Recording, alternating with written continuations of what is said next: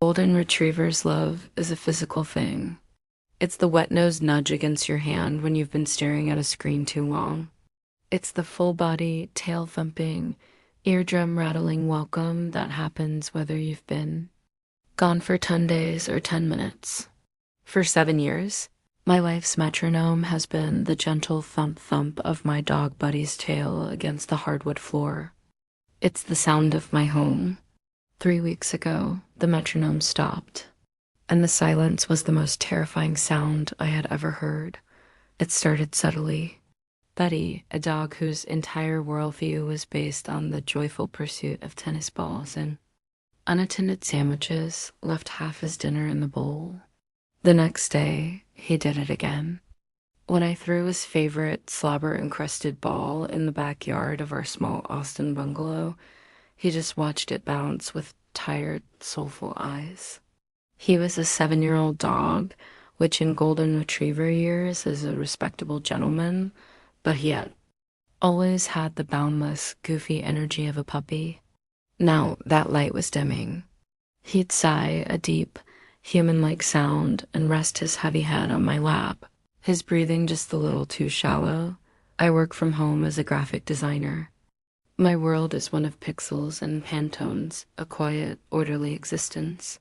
Betty is my coworker, my office manager, my furry, four-legged procrastination enabler. I know him. I know the specific twitch of his ear that means a squirrel is nearby. I know the low grumble he makes in his sleep when he's chasing rabbits in his dreams. And I knew with a certainty that settled deep and cold in my gut that something was very wrong, dog, so I took him to the best. Dr. Richard Evans, his clinic, North Austin veterinary specialist, was a palace of pet care. It looked more like a high-end spa than a doctor's office with its minimalist furniture, complimentary sparkling water, and walls adorned with abstract art. The place smelled of money and lavender-scented disinfectant.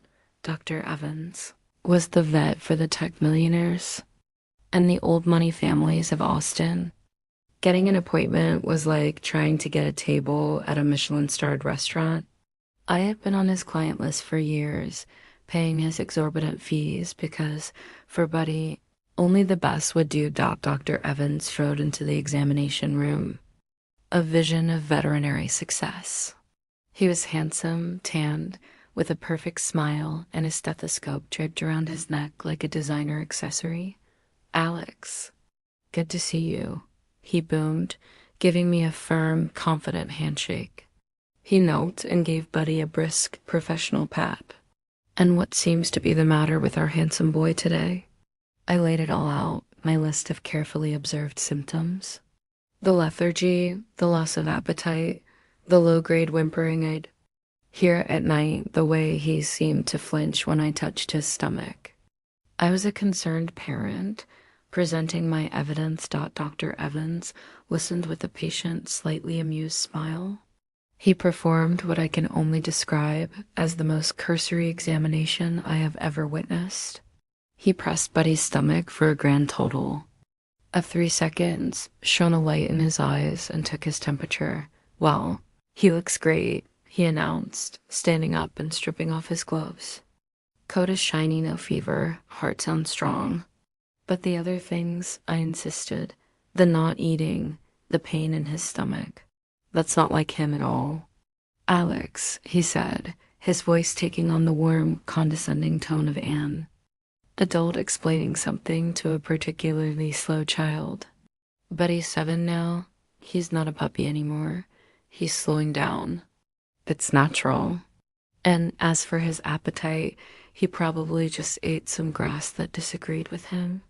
A little tummy bug. Honestly, he's in fantastic shape." He scribbled something on a notepad. "I'll tell you what.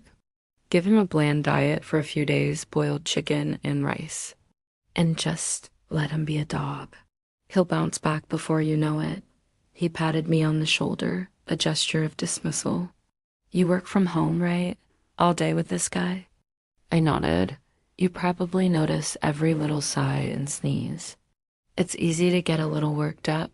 He's fine, trust me." I left the clinic with a $200 bill for the consultation and a profound sense of unease. He had made me feel like a neurotic, overbearing helicopter parent. He had used his calm, confident authority to invalidate the very real evidence of my own eyes, but he was the expert. He was the best vet in Austin. So I went home, boiled some chicken and rice, and tried to trust him. A week later, I was back. The chicken and rice had gone untouched. Buddy had started vomiting, a thin, yellow bile that he would lick at apologetically. He had lost weight. I could feel the knobs of his spine under his thick, golden coat. He spent his days now not on his usual cool spot on the tile floor, but curled up in his bed, a small, tight ball of quiet misery. The metronome of his tail had been silent for 10 days. This time, Dr. Evans's charming facade was thinner. The smile was still there, but his eyes were impatient. "He's not better, doctor," I said, my voice tight with a week of accumulated fear. "He's worse, much worse. I think we need to do some tests. An X-ray, maybe. Some blood work?" "An X-ray for what?" he asked, an edge of irritation in his voice. "To see the stomach bug he's fighting." He performed another quick, perfunctory exam, pressing a little harder on Buddy's stomach this time. Buddy let out a low, pained whimper, and my heart seized. Dr. Evans just shook his head. "Alex, I'm going to be frank with you," he said, leaning back against the counter, crossing his arms. He was adopting the posture of a therapist about to deliver a difficult truth. "I think the primary issue here is your anxiety, not the dog's. You work alone all day. You're isolated. It is very, very common for single owners in your situation to project their own stress and anxiety onto their pets. You're looking for a problem, so you're finding one." I just stared at him, speechless. The condescension was so thick I could have choked on it. He is diagnosing me. He is a perfectly healthy, if slightly dramatic, golden retriever. Dr. Evans continued, a small, smug smile playing on his lips. "He knows that when he looks sad, he gets more attention from you. You're rewarding the behavior." He didn't even look at Buddy, who was now shivering on the cold steel examination table. "My professional recommendation," he said, his voice full of a false, final authority, "is for you to take a deep breath. Stop hovering over him, take him for a walk, and then leave him be. He is fine, and frankly, we have other genuinely sick animals that need our attention." It was a slap in the face, a complete and total invalidation of my reality, of the suffering I could see so clearly in my best friend's eyes. He had called me anxious, and he had called my dog a drama queen. And he had done it all with a calm, professional smile that made it clear he believed I was the one who was crazy. I walked out of that clinic, carrying my trembling, sick dog in my arms. I felt a wave of profound despair wash over me. What could I do? He was the expert, the best. Maybe he was right. Maybe I was crazy. Maybe I was the one who was sick, and I was projecting it all onto my poor, innocent dog. I went home, my mind. A swirling vortex of confusion, fear, and a deep, burning shame. I looked at Buddy, at his dull coat, at the sad, pleading look in his beautiful brown eyes, a look that said, "Help me." And I felt a surge of helplessness so profound it brought tears to my eyes. I was failing him, the one person on earth he trusted to protect him. And I was failing him because I had let a smooth-talking, arrogant man in an expensive clinic convince me that my own senses could not be trusted. That night, as I lay on the floor beside Buddy's bed, listening to his shallow, raspy breathing, I promised him I would not fail him again. The sound that woke me was wrong. It wasn't the gentle thump-thump of Buddy's tail starting up its morning rhythm, or the soft jingle of his collar as he stretched. It was a wet, guttural, choking sound, followed by a low, mournful whine. that cut through the 3 a.m. silence of my house like a razor.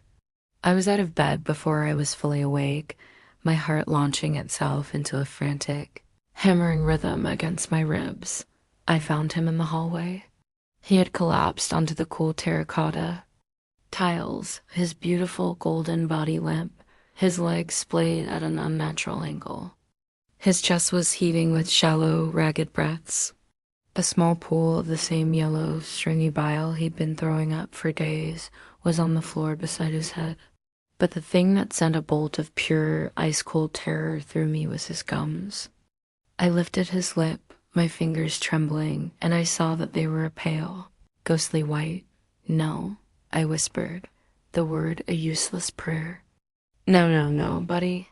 His eyes, those soulful brown eyes that had been my constant companions for 7 years, were dull and unfocused. He tried to lift his head, to give my hand a reassuring lick, but he didn't have the strength. All he could manage was another of those soft, heartbreaking whimpers. It was the sound of a complete and total surrender. Dr. Evans's voice echoed in my head, a mocking, ghostly whisper. He's just being dramatic. You're projecting your anxiety, the self-doubt, the shame he had so expertly instilled in me, evaporated in a flash of pure, adrenaline-fueled certainty. This was not drama. This was not in my head. This was real. And my best friend was dying. I scooped him up. 75 pounds of dead weight. The effort made me grunt, my muscles straining, but the adrenaline was a fire in my veins. I half-carried, half-dragged his limp body through the house and out to my car, his claws scraping uselessly against the floor. I laid him across the back seat, his head lolling to one side. The drive through the dark, sleeping streets of suburban Austin was a waking nightmare. I ran every red light. I took the corners so fast the tires screamed in protest. My hands were slick with sweat on the steering wheel. I was a frantic, terrified mess, but my mind was a single focus point of desperate hope. I wasn't driving to Dr. Evans's lavender-scented palace of incompetence. I was driving to the one place I had found on a frantic Google search last night, a 24-hour emergency animal hospital, a place on the other side of town, a place for real problems. With every kilometer that passed, I kept my eyes on him in the rearview mirror, my voice a constant, babbling stream of pleas and promises. Hang on, buddy. Just hang on. We're almost there. I'm so sorry. I'm so sorry I listened to him. Just please, please hang on. The emergency clinic was the complete antithesis of Dr. Evans's practice. There were no abstract paintings or complimentary sparkling water. The waiting room was a small, harshly lit space that smelled of antiseptic and fear. The air was thick with the quiet, desperate misery of other pet owners. A woman with a cat in a carrier, an old man with a tiny trembling chihuahua cradled in his arms. This was not a place for wellness checks and boutique dog food. This was a place where life and death were being negotiated in real time. A vet tech saw me burst through the door, my huge, limp dog in my arms, and she was in motion before I could even speak. In here, on the gurney, now. They wheeled him away into the back, into the mysterious, restricted area of the clinic, and I was left alone in the hallway, his collar and leash, which had slipped off in the car, clutched in my hand. I stood there trembling, my shirt stained, with a smear of yellow bile, a ghost in a purgatory of fluorescent lights. A few minutes later, a woman in blue scrubs came out. She was young, maybe my age, with dark, tired eyes that had clearly already seen too much tonight. Her name tag read Dr. Anya Sharma, Mr. Grant. She asked, her voice calm and direct, with no hint of the patronizing warmth Dr. Evans used. As a weapon, yes. Is he okay? He's in critical condition, she said, not softening the blow. His heart rate is thready, his blood pressure is dangerously low, and he's severely dehydrated. We've started him on 4 fluids and are doing everything we can to stabilize him. No, she said, her sharp, intelligent gaze fixed on me. I need you to tell me everything. From the very beginning, and so I did. I poured out the whole miserable story of the past 3 weeks. The lethargy, the vomiting, the phantom stomach bug. I told her about Dr. Evans, about his 2 examinations, about his condescending diagnosis of my anxiety. As I spoke, I expected to see a flicker of doubt in her eyes, a hint of professional solidarity with a fellow vet. But I saw none. I only saw her expression growing more and more serious, her brow furrowing with a look of controlled, professional anger. She listened. She actually listened. And she believed me. Okay, she said when I had finished. Based on the symptoms you've just described, an intestinal blockage is a primary differential. We need to take an X-ray now. She said it with such obvious, matter-of-fact certainty that it was a direct and damning indictment of Dr. Evans. It was the first and most obvious step. A step he hadn't even bothered to consider. The next 10 minutes were the longest of my life. I sat in the cold, sterile waiting room, the desperate, quiet sobs of the woman with the cat providing a soundtrack to my own terror. I was finally about to get an answer, and I was terrified of what it would be. Dr. Sharma returned, her face grim. She didn't say a word. She just gestured for me to follow her. She led me into a small, dark room, the only light coming from a large light box on the wall. She clipped a large, grayish film onto it and flipped a switch. The image that appeared was a ghostly, black and white map of my dog's insides. And there, in the middle of the winding, shadowy path of his intestines, was a large, dark, and horribly distinct shape. It was oblong, dense. It was the mangled, compressed shape of Buddy's favorite rubber chew toy, the one that had gone missing a month ago. That, Dr. Sharma said, her voice a low, angry hum, is a complete intestinal obstruction. The toy has been lodged in his small intestine for weeks, preventing any food from passing. His tissues are dying. He is going into septic shock as we speak. I stared at the image, at the clear, undeniable proof of my dog's agony. The thing that had been slowly killing him, right there in black and white. And I thought of Dr. Evans, of his breezy confidence, his patronizing smile. He hadn't just missed this. He hadn't even looked up. My voice was a choked whisper. Should he have been able to see this? Dr. Sharma turned from the X-ray to look at me, and the professional calm in her eyes was gone, replaced by a flash of pure, unfiltered fury. Mr. Grant, she said, her voice cold as ice. The symptoms you described to your vet chronic? Vomiting, lethargy, loss of appetite, a painful abdomen are the literal textbook definition of a possible foreign body obstruction. A basic abdominal radiograph is a first-year, day 1, vet school 101 diagnostic test.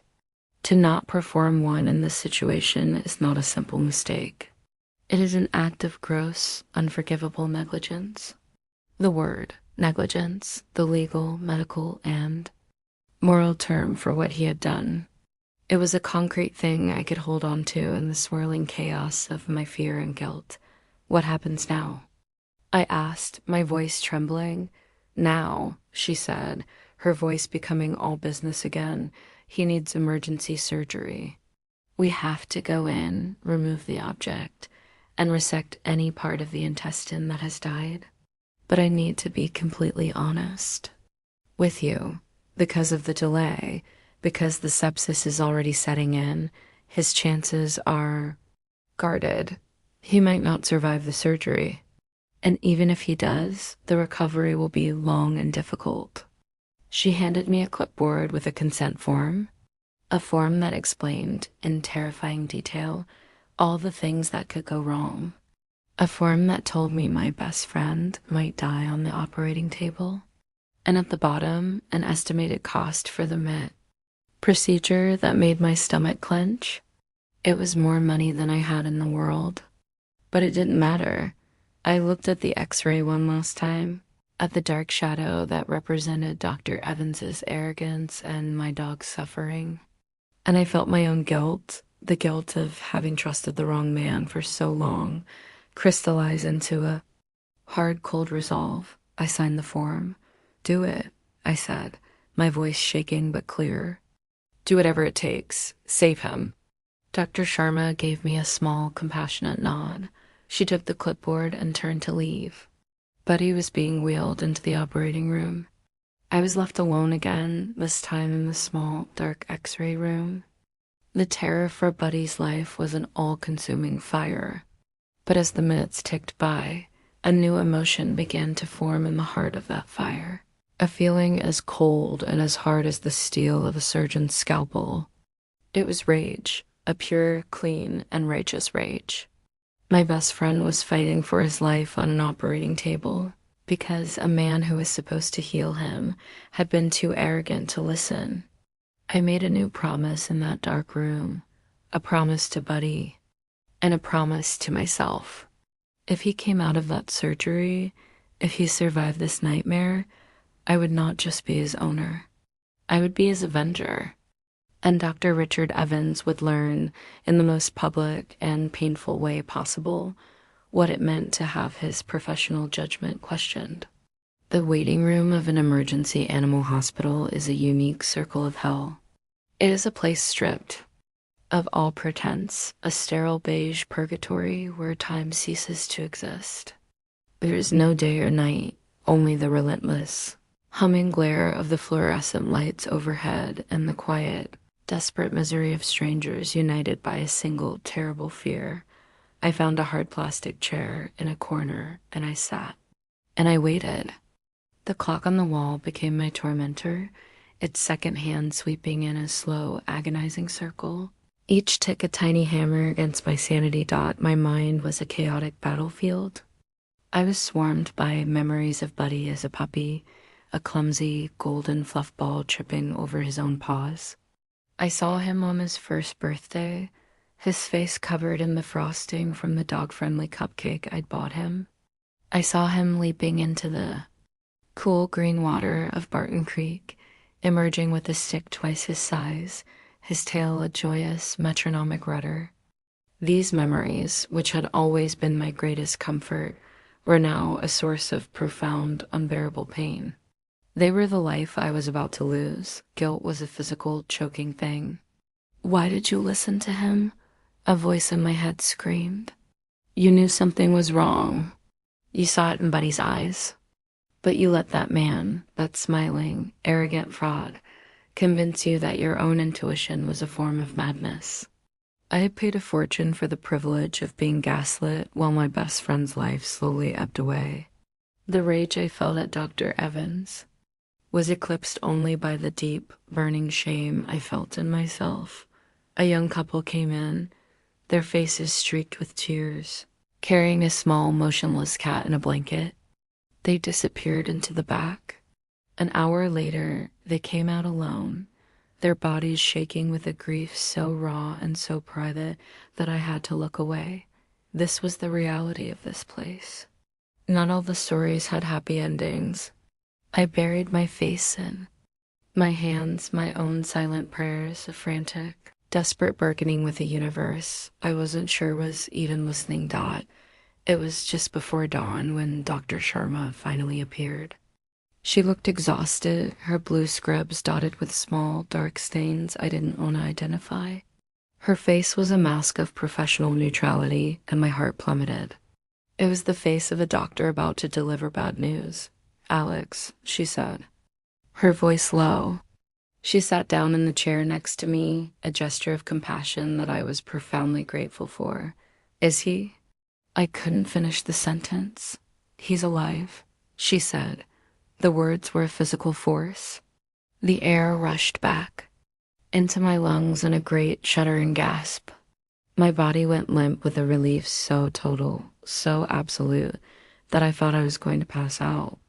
Tears, hot and sudden, began to stream down my face. Thank you, I choked out, the words inadequate. Oh my God, thank you. She waited a moment, letting the relief wash over me before continuing. The surgery was incredibly difficult, she said, her voice grave. The blockage had been there for a long time. The object, it was the remains of a Kong toy, had perforated the intestinal wall. Sepsis had already begun to set in. We had to remove the object and resect or cut out about a foot of his small intestine. She looked me directly in the eye. He is not out of the woods, not by a long shot. He's in the ICU now on a heavy course of antibiotics and 4 fluids. He's stable, but he's in critical condition. The next 48 hours will tell us everything. I nodded, my mind struggling to process the clinical, brutal details. A foot of his intestine, sepsis, critical condition. He was alive, but the fight was far from over. I have to ask, I said, my voice trembling with a new, colder emotion. All of this, the sepsis, the risk, it was because of the delay, wasn't it? Dr. Sharma's professional mask slipped for a moment, revealing the fierce, angry advocate beneath. Alex, she said, her voice tight, let me be perfectly clear. A healthy 7-year-old dog was brought to the brink of death tonight. The procedure to remove a foreign object when caught early is routine. It is common. The only reason your dog is now in a fight for his life in an intensive care unit is because his primary care veterinarian failed to perform the most basic, most fundamental diagnostic tests required for his symptoms. It was neglect, pure and simple. There is no other word for it, neglect. The word was a verdict. It was the final damning confirmation. My guilt began to recede, replaced by the hardening, crystallizing certainty of my rage. This was not my fault. This was his. The days that followed were a new kind of purgatory. I practically lived at the hospital. I'd go home for a few hours to shower and then return my laptop with me, trying to work in the sterile, antiseptic-smelling waiting room. My clients were understanding, but my work suffered. My entire world had shrunk to the 4 glass walls of Buddy's ICU cubicle. Looked so small, so pathetic. My vibrant, 75-pound golden boy was a frail, wounded creature, buried under a nest of blankets and tubes. A large patch on his side was shaved, revealing a long, angry, Frankenstein-like line of black staples. And 4 drip was taped to one paw. Monitors beeped and whirred around him, a constant, terrifying symphony of his fragile state. For the first 2 days, he barely moved. He was in a deep, medicated sleep. I would sit on a small stool beside his cage, my hand resting on the one patch of fur I could reach that wasn't covered by a tube or a bandage, and I would talk to him. I told him stories. I told him about the first day I brought him home. I told him about our hikes on the Greenbelt. I told him he was a good boy, the best boy. I told him he had to fight. On the 3rd day, I walked in and his eyes were open. They were dull and glassy, but they were open. And they were looking at me, double quotes, "Hey, buddy," I whispered, my voice cracking. "Hey, my boy, I'm here." His tail, that great, powerful rudder of his, gave a single weak thump against the metal floor of the cage. It was the most beautiful sound I had ever heard. From that moment on, he began to climb. It was a slow, arduous ascent from the brink. The first time he lifted his head. First time he drank water on his own. The day they finally removed the 4 and he took a few wobbly steps outside on a small patch of grass. Each one was a monumental victory, a testament to his incredible, resilient spirit. And with every small step he took forward, my own resolve hardened. During those long days at the hospital, my rage transformed. It was no longer a hot, emotional thing. It became a cold, methodical project. I asked Dr. Sharma's office for a complete, itemized copy of Buddy's file, every test, every note, every charge. I went home and dug out my own files, the two pathetic invoices from Dr. Evans's. Clinic. Consultation, $200. Follow-up consultation, $150. The total cost of his negligence. Then. The final bill from the emergency hospital arrived. I opened the envelope with a steady hand. The number at the bottom of the page was staggering. The surgery, the ICU stay, the medication, the round-the-clock care. It was over $20,000. The cost of saving my dog's life, the cost of correcting one man's arrogant mistake. I looked at the 5-figure bill, a sum that would take me years to pay off, and I did not feel despair. I felt a strange, thrilling sense of clarity. This was not a bill. This was an invoice for my revenge. It was Exhibit A. The day Buddy was finally discharged was a week after the surgery. He was thin, his side was a landscape of angry staples, and he had to wear a giant, ridiculous plastic cone around his neck. But he was alive, and as I helped him carefully into the back seat of my car, he leaned over and gave my cheek a single, wet, familiar lick. I drove home, my best friend warm and breathing beside me. The relief was an ocean, and I was floating in it. But as I glanced in the rearview mirror, I saw the reflection of the giant, absurd cone around his neck, a constant, visible reminder of his needless suffering. And the rage, the cold, quiet, and now perfectly focused rage, returned. I got home and laid my arsenal out on the kitchen table. My own detailed log of Buddy's symptoms, the 2 insulting bills from Dr. Evans, and the thick, damning $20,000 medical report and invoice from the emergency hospital, complete with Dr. Sharma's official written opinion. On the case, I could have called a lawyer. I could have pursued a quiet, private settlement, but that wasn't enough. That would be justice for me, but it would not be justice for Buddy. It would not be justice for the next dog that man dismissed, the next owner he gaslit. No, his crime had been one of arrogant public dismissal. His punishment, I decided, had to be one of public, undeniable humiliation. I picked up my phone. I didn't look for a lawyer.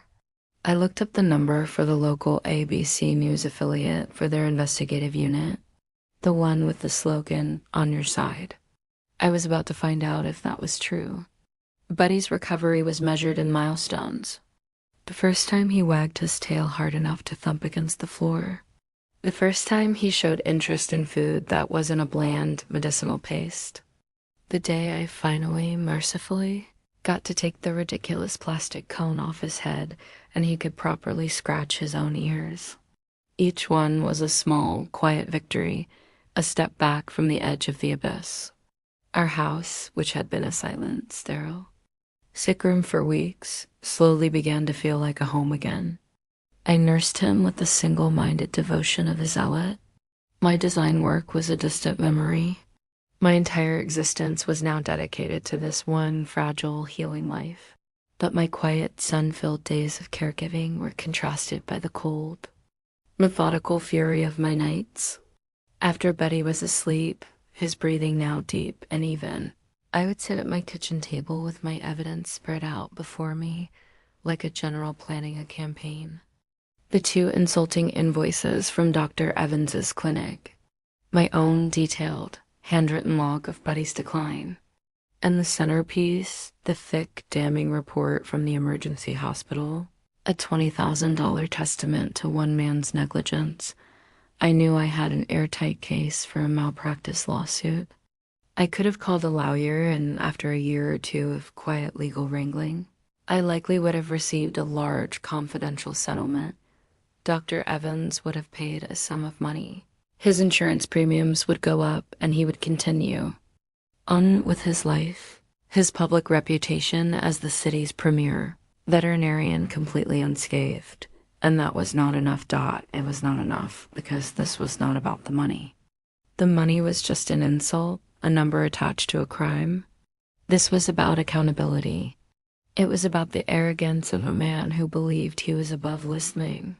It was about the other dog owners, the other neurotic, anxious, loving humans, who might one day walk into his lavender-scented clinic and be dismissed, just as I had been. A quiet settlement would be a private victory. I wanted a public execution. I found her on the website for the local ABC affiliate. Sarah Jenkins. She was the station's investigative reporter, the host of a popular weekly segment called The Watchdog.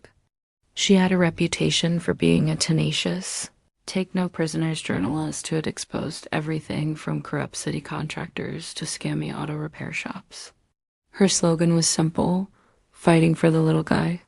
I decided to see if that included the little guy's dog. I sent her an email. The subject line was, "The best vet in Austin almost killed my dog." I have proof. She called me less than an hour later. We met the next day in a small, anonymous coffee shop downtown. Sarah Jenkins in person was exactly as I had imagined, in her 40s, with a sharp, intelligent face, a cynical, seen-it-all look in her eyes, and a palpable air of impatience.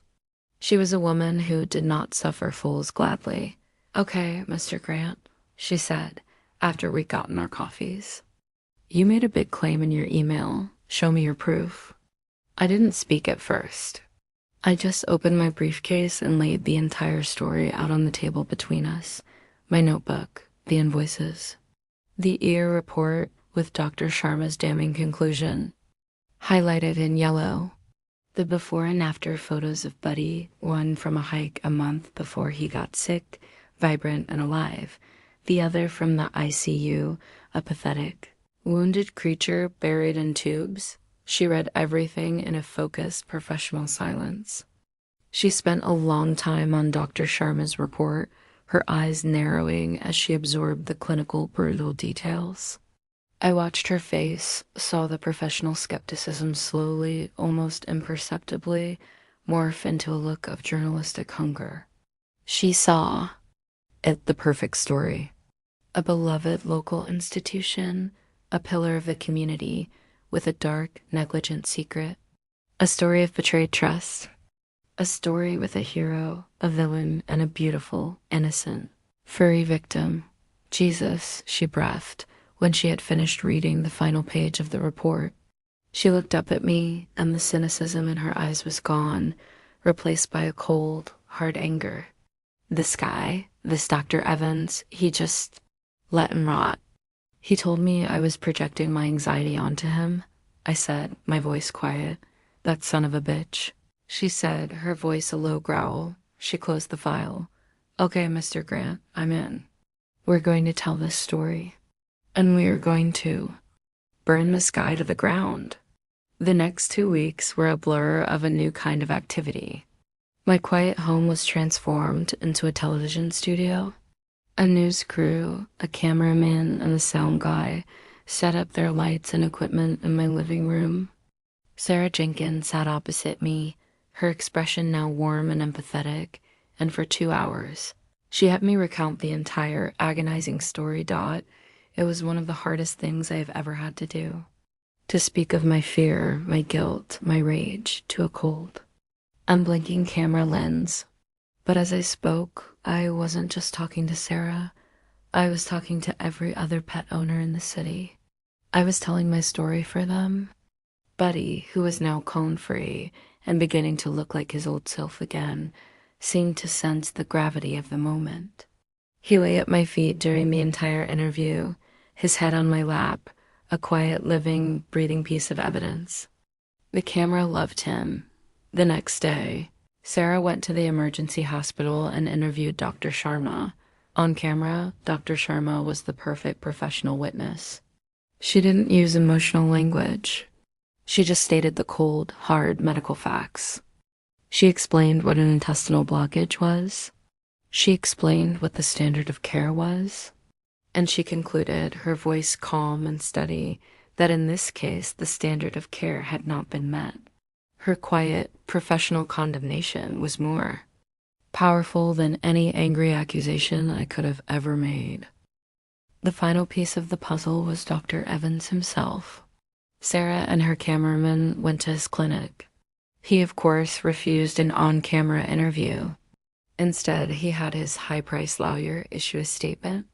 Sarah read it to me over the phone later.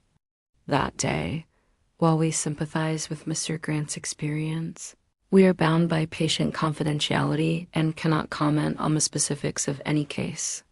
North Austin Veterinary Specialists has been providing the highest quality of care to the pets of this community for over 20 years. We stand by the professional judgment of our esteemed veterinarians. We consider these unsubstantiated allegations to be without merit and will not be commenting further. It's a classic non-denial denial, Sarah said, a grim satisfaction in her voice. He's hiding behind his lawyers. He looks guilty as hell. This is perfect. A week later, the promos started to air. Short, dramatic, 30-second spots. During the evening news, a heartbreakingly sad photo of Buddy in the ICU, a shot of the $20,000 bill, my own face, my voice saying, he told me I was overreacting. And then Sarah's voice, grave and ominous. Is Austin's most trusted veterinarian putting your pet's life at risk? The Watchdog investigates. Thursday at 10. Seeing it on television was a strange, out-of-body experience. My private, personal war was now a public spectacle, a piece of entertainment for the masses. I felt a surge of fear, of doubt. Was I doing the right thing? Then I looked down at Buddy. He was lying at my feet, his scar a faint, silvery line hidden beneath. His new fur, his tail thumping a soft, happy rhythm against the floor. I reached down and scratched him behind the ears, and he leaned into my touch with a soft, contented sigh. And I knew I was doing exactly the right thing. Thursday night arrived. I made Buddy his dinner, took him for a long, slow walk around the neighborhood, and then settled onto the sofa. I turned on the television. My heart was pounding. Buddy, sensing my anxiety, came over and rested his big, beautiful head on my lap. The 10 o'clock news began. The anchor teased the story with a grave expression, and coming up next, she said, looking directly into the camera, a story that will have every pet owner in Austin talking. A prestigious vet, a beloved dog, and an owner's accusation of life-threatening neglect. Sarah Jenkins and the Watchdog, right after the break. I stroked Buddy's soft, golden ears, his warm, living presence a comfort against the storm that was about to break. The fuse had been lit, the campaign was over, and the takedown was about to begin. The familiar, dramatic theme music of the Watchdog segment filled my small living room, and I felt a jolt of nervous, electric energy. This was it, the point of no return. Buddy, who was curled up on the rug at my feet, must have sensed my anxiety. He lifted his big head, his brown eyes full of a soft, questioning concern, and rested his chin on my knee. I stroked his head, my fingers tracing the familiar velvety softness of his ears. "It's okay, boy," I whispered, though the reassurance was more for me than for him. "It's almost over." The segment opened not with my face, but with a montage of slow-motion, sun-drenched videos from my own phone. Buddy as a puppy, clumsy and adorable. Buddy leaping into the bright blue water of Town Lake. Buddy catching a frisbee in Zilker Park, his golden fur flowing, a picture of pure athletic joy. It was a beautiful, heartbreaking ode to the dog he had been. Then the image cut abruptly to the photos I had taken in the ICU. My beautiful boy, frail and broken, a landscape of tubes and staples and shaved patches of fur. The visual whiplash was a punch to the gut. Sarah Jenkins's voice, grave and serious, began the narration. This is Buddy, a 7-year-old golden retriever whose owner says he is the heart of his life. And this, the screen froze on the most devastating ICU picture, is what happened to him after his trusted, prestigious veterinarian allegedly dismissed his owner's desperate pleas for help for 3 agonizing weeks. The story unfolded from there, a masterclass in journalistic demolition. They showed my interview. I looked tired and angry, but my voice was steady as I recounted the story, the timeline, the condescending remarks. I laid out my case, not as a hysterical pet owner, but as a man who had been systematically ignored. Then they cut to Dr. Sharma, the emergency vet. She was a pillar of calm, professional authority. She used diagrams and the X-ray to explain exactly what an intestinal blockage does to a dog. Her testimony a cold, clear, and damning indictment of the negligence that had occurred. The final brutal stroke of genius was the confrontation. The segment cut to shaky, hidden camera footage of Sarah Jenkins approaching Dr. Evans in the parking lot of his beautiful spa-like clinic. "Dr. Evans," she called out, her voice polite but firm. "Sarah Jenkins with the BC News. Can we ask you a few questions about the case of Buddy Grant?"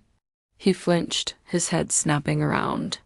His handsome, tanned face, usually so composed, was a mask of pure, panicked fury. He shielded his face with his hand, like a common criminal. "No comment," he spat, practically running to the door of his luxury SUV. "You need to speak with my lawyer." "Is it your standard practice to not perform X-rays on dogs with classic blockage symptoms, doctor?" Sarah called out to his retreating back.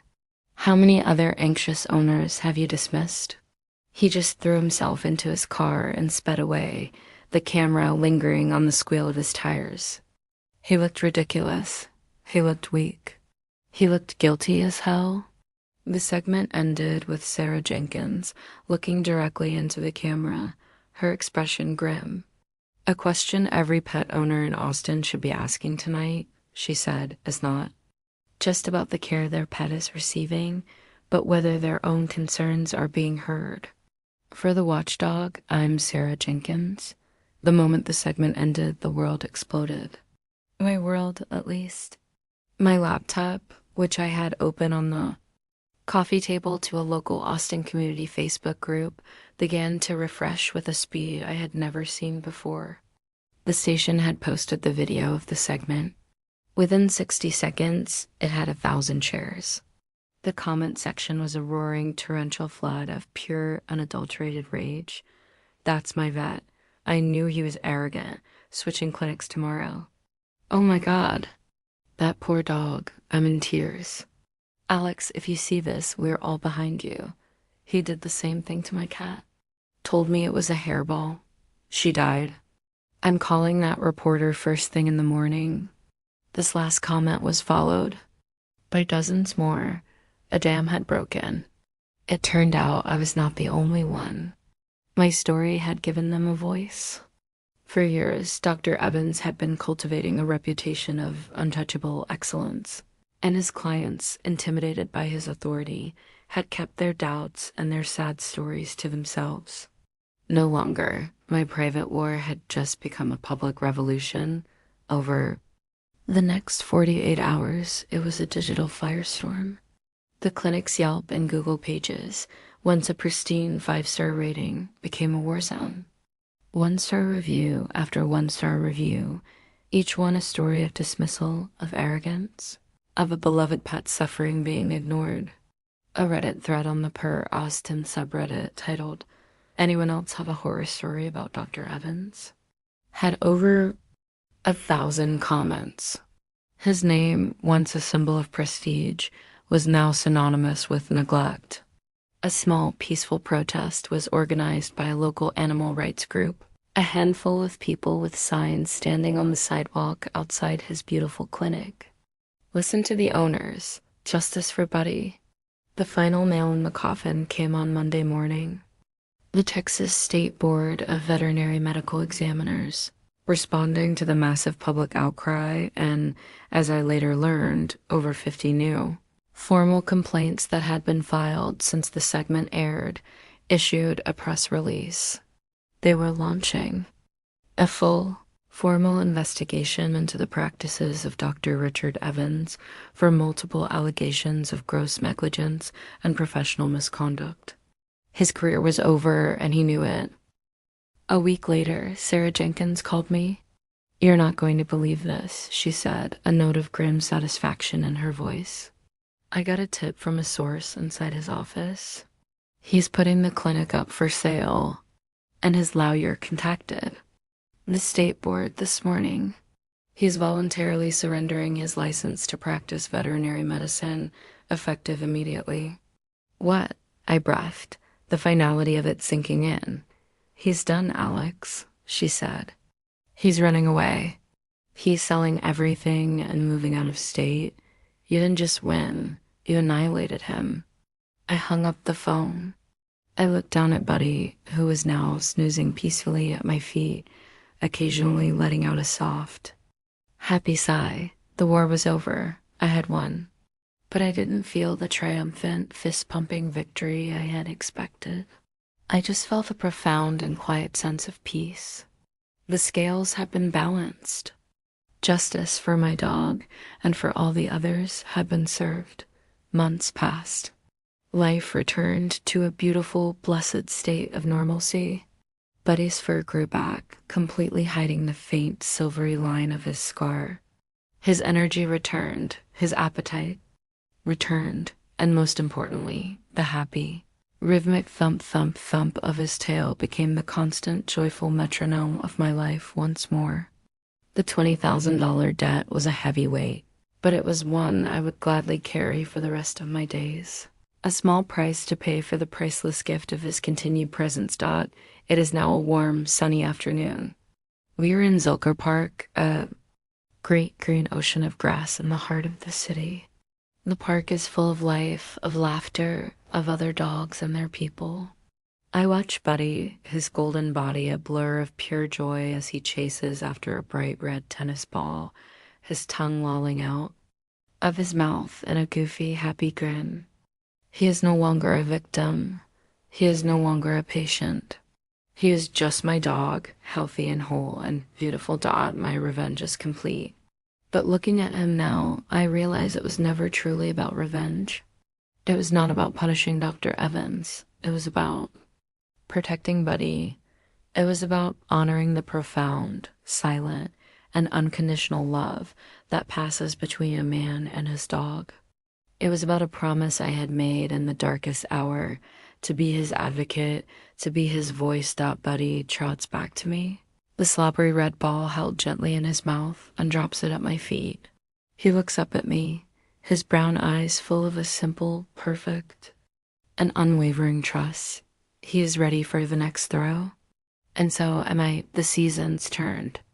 The furious, panicked heat of that Austin summer gave way to a mild, golden autumn, then a cool, crisp winter, and finally blossomed into the riotous, wildflower-choked beauty of a Texas spring. Buddy's scar faded from an angry red line to a faint, silvery memory, completely hidden beneath the thick, new growth of his golden fur. Our lives, which had been violently thrown off their axis, settled back into a new, more beautiful orbit. I went back to designing logos and websites. Buddy went back to his life's great work of chasing squirrels and demanding belly rubs. The $20,000 vet bill, a debt I was now aggressively paying down, was a constant, sobering reminder of how close I had come to losing everything, but we had survived. We were whole. Something had changed in me, though. The story of what I had done, the public takedown of Dr. Evans, had made me a minor, reluctant celebrity in the vast, interconnected world of Austin pet owners. People would stop me at the dog park. "Hey, you're the guy from that news story, right? The one with the golden retriever?" They'd shake my hand. They'd tell me their own stories of frustration with dismissive vets. I realized my experience wasn't an anomaly. It was a symptom of a larger problem. I had torn down one arrogant man's practice, but the system that enabled him was still in place. So I did something I had never intended to do. I started a Facebook group. It was a simple local community page called Austin Pet Advocates. I created it as a space for people to share honest, detailed reviews of veterinary clinics, to ask for advice, and to empower each other. My first post was my own story in full, with links to the news segment and scans of all my evidence. I thought maybe 100 people would join. Within 6 months, the group had 10,000 members. It had become the city's de facto watchdog for pet wellness, a powerful force of consumer advocacy. I had, quite by accident, become the leader of a movement. One evening in the spring, a year after Buddy's surgery, I received a private message through the group. It was from a woman named Maria. Her message was long, frantic, and so full of a familiar, desperate pain that it felt like reading a letter from my own ghost. "Hi, Alex," it began. "I'm so sorry to bother you. I'm a member of your group, and I don't know where else to turn. It's my cat, Luna. She's been sick for a month. Not eating, hiding, losing so much weight. I've taken her to our vet 3 times. He keeps saying it's feline anxiety because we just moved to a new apartment. He gave me calming pheromones. It's not working. She's getting worse. I can feel it. But every time I call him, he makes me feel like I'm a crazy, hysterical cat lady. Am I going crazy? How do you know when you're overreacting versus when something is really wrong? I'm so scared I'm failing her." I read her message, and the world seemed to fall away. I was back in that sterile examination room, the smell of lavender disinfectant in the air, Dr. Evans's calm, condescending voice telling me I was projecting. I felt that old, familiar cocktail of rage and shame and helplessness, but this time it was different. It wasn't my own helplessness I was feeling. It was hers. And I realized I was in a unique position to do something about it. I didn't just write back. I asked for her phone number. A few minutes later, I was on the phone with her.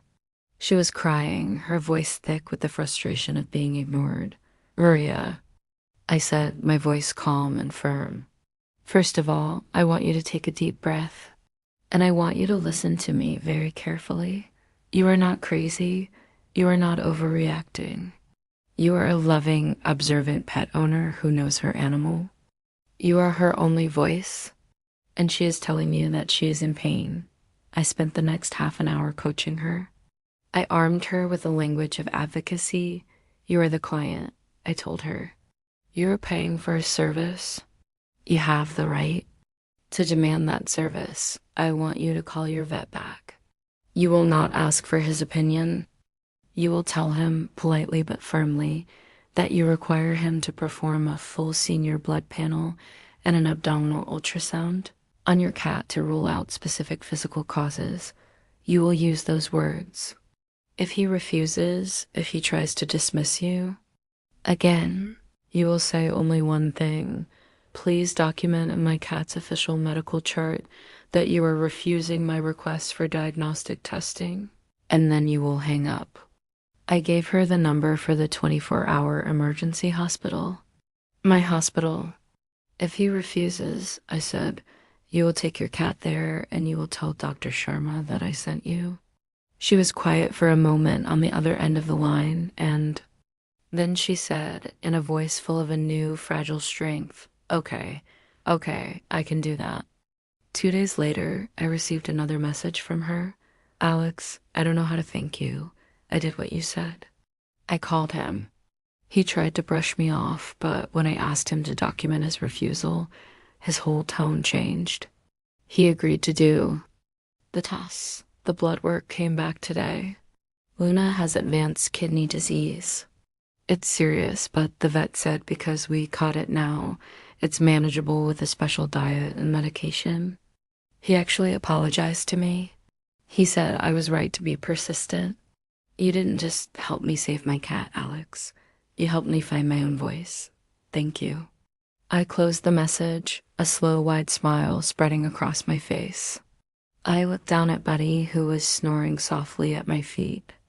The final missing piece of my own recovery clicked into place. The destruction of Dr. Evans had been a necessary, ugly act of justice. It was the clearing of a diseased and rotten field. But this was different. This was planting something new in its place. This was taking the hardest, most painful experience of my life and transforming it into a shield for someone else. My real revenge wasn't the single act of tearing one bad man down. It was in the daily, quiet act of building a community up, of creating a network of informed, empowered owners who could fight for the creatures they loved. I opened my laptop and began to write a new post for the Austin Pet Advocates group. It was an informational guide, a list of key phrases and strategies for talking to a dismissive vet, a toolkit for advocacy, I called it. I was no longer just a graphic designer. I was no longer just a dog owner. I was a watchdog, a guardian, a role I had never asked for, but one that now felt like the most important work of my life. My battle had been a terrible, lonely one, but because of it, I could now ensure that the other loving, anxious, and perfectly sane pet owners of my city would never have to fight theirs alone.